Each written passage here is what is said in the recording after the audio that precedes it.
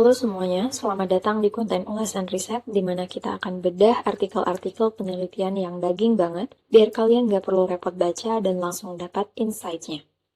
Di video ini kita akan bedah sebuah artikel penelitian yang relatable dengan kehidupan kita sehari-hari. Artikel yang akan kita bahas berjudul Theory of Consumer Behavior and Islamic Perspective yang ditulis oleh Muhammad Akram Khan. Tapi, meskipun ada kata Islamic di judulnya, penulis dengan sangat jelas menyatakan bahwa riset ini berlaku untuk seluruh manusia di sistem pasar bebas, terlepas dari apapun agama dan keyakinannya. Jadi, penelitian ini membahas tentang ilmu ekonomi perilaku atau behavioral economic yang bisa diaplikasikan ke siapa aja. Mari kita mulai dari latar belakang yang sangat menarik kenapa riset ini dibuat. Peneliti mengkritik ilmu ekonomi konvensional yang punya asumsi dasar bahwa konsumen itu selalu rasional, asalkan dia bisa memaksimalkan kepuasan pribadinya.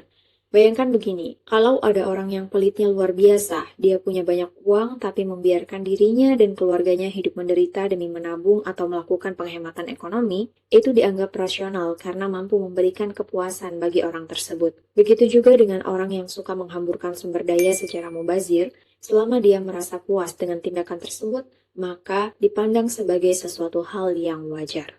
Padahal perilaku ekstrim seperti itu sangat berdampak buruk pada kesejahteraan sosial dan kebahagiaan. Di sisi lain, peneliti juga mengkritik para ekonom Islam yang kebanyakan terlalu sibuk menciptakan karakter hayalan bernama Homo Islamicus. Homo Islamicus adalah sosok ideal yang dianggap pasti akan selalu mematuhi aturan agama. Peneliti terdahulu sering mengulang-ulang dalil tentang hidup sederhana tanpa pernah memberikan parameter yang objektif dan bisa diukur dalam kehidupan real kita. Jadi, penelitian Akram Khan ini hadir untuk memperluas teori perilaku konsumen dengan memberikan parameter yang bisa diukur secara nyata terkait sikap konsumsi yang sebenarnya berlaku buat semua manusia, bukan cuma untuk muslim aja. Dalam penelitian ini, peneliti menyebutkan bahwa ada 4 dimensi konsumsi. Tapi sebelum masuk ke 4 dimensi tersebut, ada satu insight jenius dari riset ini yang harus kita pahami, yaitu kelas sosial atau strata sosial. Peneliti menyadari bahwa kita nggak bisa memukul rata definisi boros atau wajar untuk semua orang. Apa yang dianggap sebagai suatu hal yang wajar bagi seorang CEO perusahaan besar, mungkin akan dianggap sebagai suatu hal yang berlebihan bagi kelompok yang lain. Begitu juga misalnya untuk pesta pernikahan, standarnya akan berbeda di setiap lapisan masyarakat.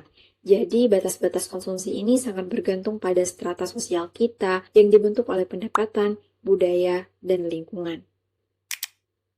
Sekarang mari kita bedah satu persatu 4 dimensi perilaku konsumen menurut penelitian ini.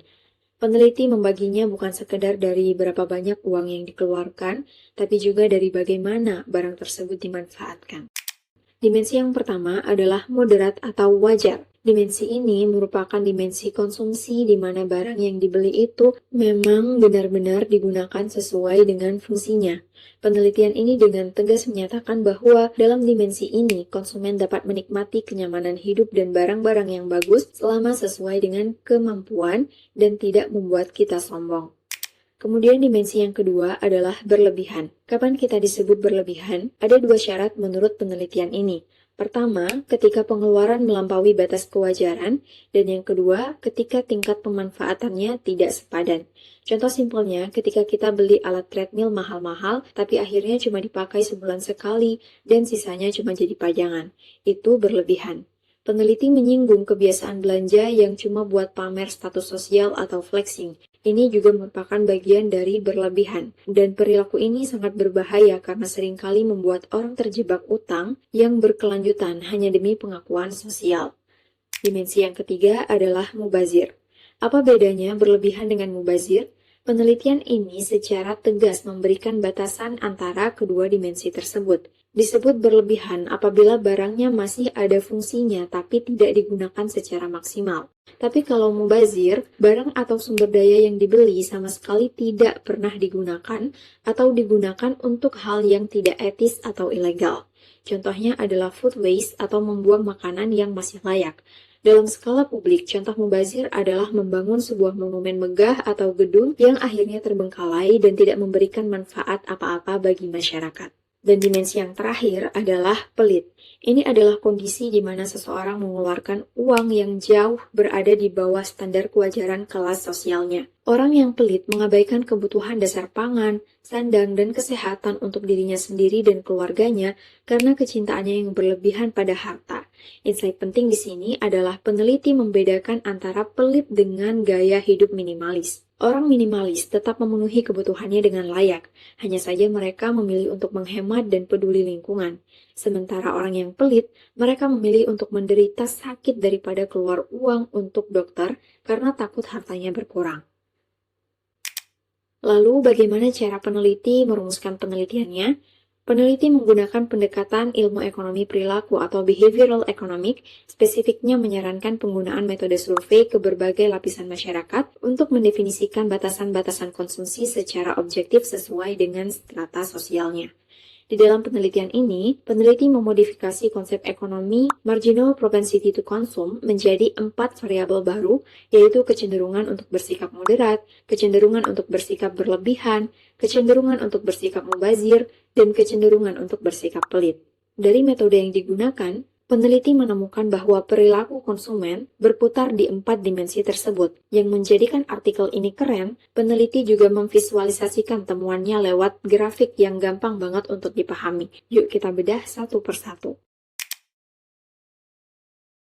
Di grafik pertama ini, bayangkan garis orange yang naik terus ini adalah perjalanan karir dan kenaikan gaji. Sementara garis abu-abu yang ada di tengah adalah jalur hidup si wajar atau moderat. Seiring dengan meningkatnya gaji, pengeluaran tentu akan ikut naik, tapi perlahan dan masuk akal. Sementara garis kuning dan garis biru menggambarkan orang yang berlebihan dan orang yang mubazir. Begitu gaji mereka naik, maka kecenderungan untuk melakukan kegiatan konsumsi atau belanja langsung meroket tajam melebihi batas wajar. Sebaliknya, garis hijau yang berada di paling bawah melambangkan orang yang pelit. Gajinya meningkat, tapi garis pengeluarannya ditekan terus-menerus ke bawah. Dia menyiksa dirinya sendiri dan tidak mau menikmati hasil kerja kerasnya. Kemudian kita zoom in ke kehidupan orang yang berlebihan dan mubazir tadi, di grafik kedua. Grafik ini memotret efek dari sikap berlebihan dalam jangka panjang. Garis orange adalah pendapatan, tapi garis kuning adalah pengeluaran yang terus berada di atas pendapatan karena adanya dorongan untuk terus tampil mewah. Lalu apa yang akan terjadi? Garis biru yang menggambarkan tabungan akan anjlok menjadi minus. Dan lihat garis hijau yang berada di bawahnya, itu adalah akumulasi utang yang semakin lama semakin mencekik dan menukik tajam ke bawah. Sehingga dapat dipahami bahwa sikap berlebihan pada akhirnya akan menghancurkan kebebasan finansial. Lalu di grafik ketiga, peneliti memodifikasi hukum permintaan. Dalam buku-buku pelajaran ekonomi umum, hukum permintaan itu sederhananya kalau harga turun maka permintaan akan meningkat, dan kurvanya cuma ada satu. Sementara penelitian ini mendobrak hal tersebut dengan memecah kurvanya menjadi 4. Pada tingkat harga yang persis sama, penelitian ini menemukan bahwa setiap orang memiliki niat yang berbeda. Bayangkan begini, ketika terjadi penurunan harga suatu produk, orang yang wajar atau moderat mungkin akan membeli barangnya secukupnya. Sementara orang yang berlebihan dan mubazir, mereka akan langsung kalap memborong barang tersebut karena lapar mata dan aji mumpung. Sementara si pelit yang berada di garis kuning, ia akan tetap membeli dengan jumlah yang lebih sedikit meskipun harganya sedang diskon.